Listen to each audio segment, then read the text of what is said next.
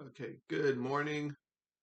Today is day 22 of videos to explain the day in the life of me as a human with schizophrenia and who is trying to get more comfortable on camera as a life skill. And okay, so it's been hard to concentrate on pretty much anything else other than these fires for the last few days. And uh but I had written some things out about a day ago, and so I'm gonna go over a few things here. Hope everyone is staying safe with the fires, and uh, yeah. So far we haven't had to evacuate. There's a couple of fires. There's the one in the Hurst Fire. Then there's the Lydia Fire, and those are the two fires out near where I am. Okay. Okay, I'm gonna go into some things. On Hot Stove, I was watching the other day. Hot Stove is a baseball program where they discuss like trades and things like that for baseball. They discuss Vladimir Guerrero Jr. may possibly going to the Angels or the Red Sox, and I would be liking either one of those moves. Uh, if he came to the Angels, I would probably go to an Angel game just to see him play because he's a great player. And yeah, and they also talked about Ellie De La Cruz. Will he stay on the Reds? And that would be cool if both he and Vlad Guerrero Jr. went to the Angels. And it'd be nice if the Angels started getting good again. And anyways, okay, so one thing I will talk about a little bit here is that Vlad Guerrero Jr., the names of baseball players, the names of people in sports is like coded messages to people, and I don't know exactly what message they're sending to people, but Vlad to the Angels is like supposed to be Vladimir Putin going to link up with California or something, or and like I say, is the war in Ukraine real? So that maybe people are starting to say like, oh, Vlad really that bad of a guy? Are they really fighting a war there? Are like I've discussed like are the wars real? So Vlad an angel? I'm not saying Vladimir Putin is an angel or whatever, but like it's like supposed to be like an inside joke or something like that. Anyways, so all right, so a little bit yesterday, another schizophrenia thing is like when people die, it's potentially a fake death, and or it's potentially some sort of end euthanasia or something like that sometimes. And Peter from Peter, Paul, and Mary died. I think Peter Yarrow. And the other day I was telling myself about Disney. I was telling myself like, it's a little hokey that I like Disney or whatever. And then I thought to myself, no, Disney is very cool. It's it's very grand. It's very imaginative. It's really nice and just a really lovely place to go.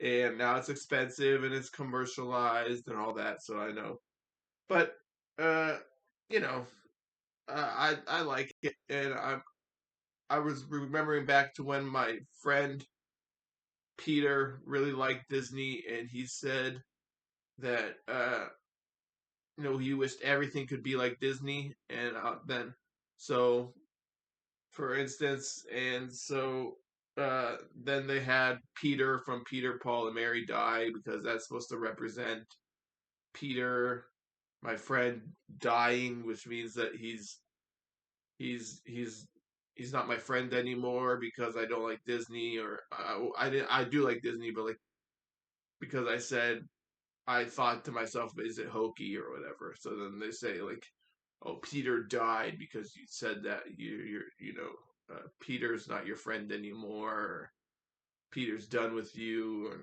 that's what it means. So Peter, Paul, and Mary could actually be alive somewhere, uh, or there's euthanasia, but it's I don't know. You know some terrorist group. I don't know if it's yeah. I don't know what's real and what's not. So I think Peter could be alive and he faked his death or whatever. All right, so with Jimmy, okay, and that gets into a little bit Pacific Palisades because when I was a kid, my dad, uh, well, I'll probably talk about this later, but when I was a kid, my dad umpired at Pacific Palisades, and I would go out there on the weekends with him. And I always thought to myself, man, it would be cool if everything was like Pacific Palisades. It's really cool out here. People are very nice and everything, and it's just very relaxed and it just seemed really nice. Anyways, should we all know how to build a house? With Jimmy Carter passing and, he started Habitat for Humanity. I had this thought a long time ago, but like, you know, one of the main things you need in life as a human being is a home, and so many people don't have homes. Should we be teaching us at young ages all throughout our growing up and into adulthood? Should there be more of an effort to teach everybody how to build a house? It just seems kind of crazy that it's like this specialized thing that only certain people learn to do, and maybe that's practical when you operating a society, but I don't know. I just think like if everybody knew how to build a house, then potentiality is you could have family and friends, or you could have just volunteers. Like that could be like the main volunteer work we do is building houses for people. Like what other volunteer work do you need to do besides building homes for people? And maybe there everybody could have a home then. I don't know. So the question is should. So should we all know how to build a house? And I don't know, but I think that sometimes, and uh, it's just a little weird that only a small select group of people know how to build a house when it's so essential to everyone's well-being in a human life. Okay, so all right. So next topic I'm going to talk about is I don't know if the context used in the past or how exactly it was used in the past because I'm not really sure, but there is this term called Black Irish, and it is supposedly a reference to how the Celts, when they went to Ireland, when they migrated to Ireland, migrated through Iberia, and they were a little bit of darker hair tone, eye tone, skin tone, complexion than uh, the Viking Irish that invaded Ireland from the east, I think it is. So, anyways, I was thinking like it's possible I have Black Irish and Viking Irish DNA in me, which is probably for a lot of Irish people because uh, I saw a picture of an ancestor, a great grandmother named Mary Mulkrin, I think is the name on the picture, and she looked different.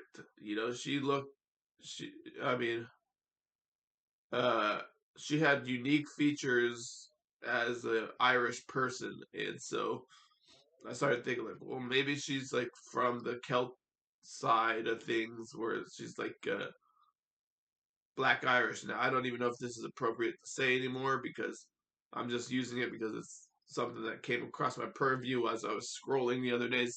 Something came in my thing called Black Irish, and so, anyways, uh, yeah. So Mary Mulkrin, she seems like she had a unique DNA. I don't know. I'd be curious to know where the DNA from Molgren's side comes from. But anyways, so she's one of my ancestors. She's one of my great grandmothers, and then the Higgins side. Higgins literally means Viking in Old Norse. So if I think Higgins means O'Wigan, and on Old Norse that means literally means Viking. So if you go through the root of Higgins, it means Viking. So I guess we've got Viking and possibly Iberian Celt. Okay, so in another book, another topic, sit up. In another topic, I was reading. Uh, there was a scientist or a guy who was a military veteran named Hans Berger who nearly died in an accident. A train came down the track and stopped right at his head, and he was terrified. And I guess in his moment of terror, he theorized that he communicated telepathically with his sister, or his sister was telepathically communicated with because in a totally separate section of the city or somewhere, his sister had a terrible feeling that day about her brother and said, "Oh my God, you got to." She was telling her dad, "Check on Hans because I think something's wrong with him." And Hans Berger was kind of traumatized by this thing, and he made a very huge impact on him, and he was obsessed with trying to find the mechanism for on the brain for telepathic communication, and he started researching that. So that's where a lot of research on synthetic telepathy that we experience today as schizophrenics and other people who don't talk about it, but they experience it. So yeah, so Hans Berger is where that comes from in the 1900s, early 1900s. Okay, now as we talk about the fires, I don't know if I should talk about this now or if I should do this in a separate video. But the Hurst Fire is it named after Patty Hearst? Am I Patty Hearst? Is this all an exhibition of schizophrenia with the fires? And then there, not far from the Hurst Fire, was a Divide Fire. Now, is this a conscription? Is coupled with Jimmy Butler leaving Miami, and people say like Miami's done with Jimmy Butler because I question the whole targeted individual operation. Is that a Miami operation? Because you have those FBI agents in Miami who claim they are Havana syndrome victims, or so I don't know. And then Palisades, is that sadistic pal? Pal is Sades. Is that Hollywood? Like my sadistic pals in Hollywood? Uh, so I don't know if like the fire, if there's coded messages in the fire. I kind of think there are. And like I say, Hurst, Patty Hurst. Uh, I'm afraid to live Okay, so yeah. All right. I think I'll stop there. So I just throw that out there today. I didn't really get to go into too much detail about it. I'll probably go over it again tomorrow. Okay. Uh, all right. Sorry, this one was a little bit jumpy, but all right. Goodbye, guys.